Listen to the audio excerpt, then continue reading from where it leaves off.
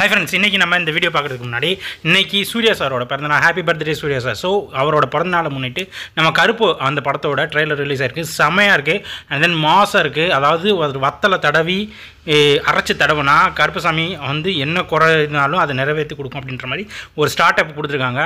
And then இது வந்து ரொம்ப மாசான ஒரு இது இருக்குது. சிங்கம் படத்துக்கு அப்புறம் வந்து அந்த நம்ம ஒரு குரூப் டான்ஸ் ஆடுறதா இருக்கட்டும், அதுக்கப்புறம் வந்து அவரோட பல படங்கள் வந்து இதில் கொஞ்சம் ரிஃப்ளெக்ட் ஆகிற மாதிரி இருந்தாலும் பட் கேரக்டர் அப்படியே வெளியே வருது.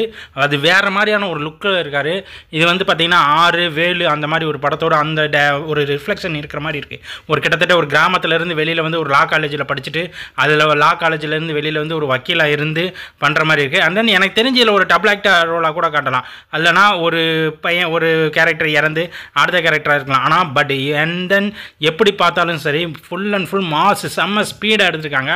ஏன்னா ஆர்ஜே பாலாஜி சார் செமையான ஒரு ஒரு கதை, செம்மையான ஒரு ஸ்க்ரீன் பயங்கரமாக கொண்டு வந்திருக்காரு. இவர் வந்து நம்ம இதுவரைக்கும் எதிர்பார்க்காத ஒரு சூர்யாவை கண்டிப்பாக இந்த படத்தில் எதிர்பார்க்கலாம். அண்ட் தென் ஃபைட்டுக்கெல்லாம் நம்ம கேட்க வேண்டியதில்லை, செம மாசாக இருக்குது. பட் இதில் என்னென்னா ஒவ்வொரு கேரக்டரும் இதுக்கு முன்னாடி நம்ம பார்த்த சில படத்தோட கேரக்டர்ஸ் வந்து பார்த்திங்கன்னா உள்ளே வர்ற மாதிரி தெரியுது.